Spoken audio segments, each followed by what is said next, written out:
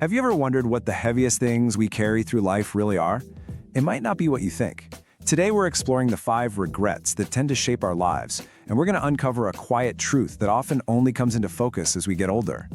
The central emotional struggle of later life is the quiet realization that the greatest source of distress is not the mistakes you made, but the crucial chances you allowed to slip away. Just let that land for a second. We're always told, learn from your mistakes, right? But what this suggests is that the real weight we carry isn't from the things we did wrong, it's from the things we never did at all. The love we didn't express, the adventure we put off, the apology we kept to ourselves. That's the landscape we're going to explore together. All right, so here's our plan. First, we'll get into the unique pain of what's left undone. Then we'll look at the psychology of why we miss our chances. After that, we're going to flip the script and see regret as a roadmap, which leads us to 3 real actions for courage. We'll wrap up by talking about a legacy of connection and finish with a simple 24-hour challenge for you. Okay, let's start with this really interesting paradox. Why is it that the ghost of a missed opportunity can haunt us so much more than the memory of a mistake we actually made?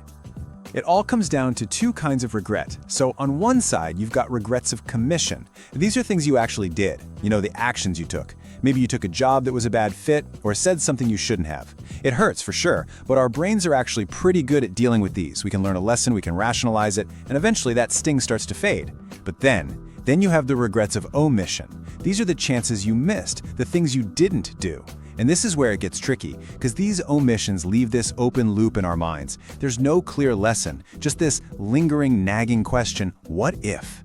And that question, unlike the sting of a mistake, doesn't really fade. In fact, over the years, it can get a lot louder.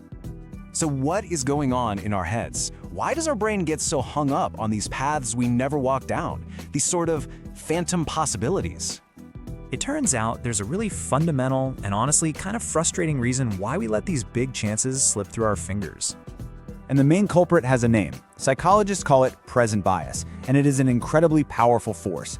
Basically, our brains are hardwired to want comfort and avoid risk right here, right now.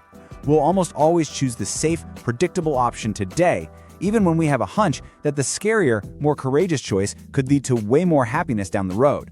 It's why we put off that difficult conversation, or why we don't start that creative project, or why we talk ourselves out of moving for a dream opportunity.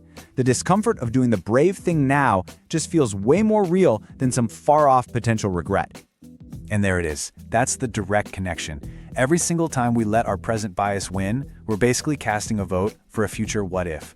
That little sigh of relief we feel by not taking the risk, by staying quiet, by playing it safe, well, that's the seed of a future regret. We end up trading long-term fulfillment for short-term comfort, and it's a bargain we almost always end up lamenting. Now, this is where things really start to get intense. As we get older, our relationship with time changes. We develop what's known as a finite time perspective. You start to feel like the runway is getting shorter. And all of a sudden, those someday dreams aren't so abstract anymore. The window to act on them starts to feel like it's closing, and the psychological weight of all those missed chances just gets heavier and heavier. Okay, I know this might all be sounding a little heavy, but what if we've been thinking about regret all wrong? What if it's not some final judgment on our lives, but actually a tool? I want you to think of it this way. This is such a powerful reframe. Regret isn't here to punish you. It's here to guide you. It's like this bright, flashing neon sign from your deepest self, pointing you directly toward what actually matters to you. So these painful feelings, they're not a failing grade on your past. They are an instruction manual for your future, starting this very moment. When we study the regrets of people who've lived long lives, we basically get a cheat sheet. It's a clear, urgent guide on how to make our actions today line up with the person we want to be in the long run. So, what's on this cheat sheet? Well, after talking to thousands of people in their final years, 5 themes just keep coming up, over and over. Number 1. I wish I'd had the courage to live a life true to myself, not the life others expected of me. This is about putting other people's dreams ahead of your own. Number 2, I wish I hadn't worked so hard. Missing out on your kids growing up, missing time with your partner, all for a job that feels a lot less important at the end of the day. Third, I wish I'd had the courage to express my feelings. This is huge. The I love yous that got stuck in your throat, the apologies you never made, just a lifetime of unspoken words. Fourth, I wish I'd stayed in touch with my friends. That slow, quiet drift that happens when life gets busy and you realize you've let truly important connections just fade away. And the fifth one, which is so surprisingly common and so sad: I wish I had let myself be happier. Getting stuck in old patterns, too scared to change, and believing happiness was something for other people instead of a choice you could make for yourself. When you look at that list, you see it, right? There's a clear pattern. Every single one of those regrets boils down to a lack of courage, a fear of being vulnerable, and just not being intentional about the people and things that really truly matter. So the antidote? Well, it's not some big secret. It just requires a conscious choice to prioritize courage over comfort. So that brings us to the really practical part of all this. Because knowing this stuff is one thing, but actually doing something with it, well, that's what changes your life. So let's talk about 3 gentle, totally manageable things you can start doing today. All right, let's break these down. First up, the authenticity audit. This is simple. Just pull out your calendar and take an honest look. How much of your time reflects what you truly value versus what other people expect of you? The goal is to close that gap. Second, the 3 I love yous rule. Now, this isn't just romantic. It's about fighting that regret of unexpressed feelings. The challenge is to intentionally tell 3 people each week that you appreciate them, that you value them, that you love them. It can be a text, a quick call, anything to break that cycle of silence. And third, the relationship priority list. This means treating your key relationships with the same seriousness you treat your job. You schedule work meetings, right? Well, schedule that call with your mom or that coffee with your best friend. Make connection a non-negotiable part of your week. Let's just hang on that first one for a second, the authenticity audit. I really want you to ask yourself this. Think about your last week.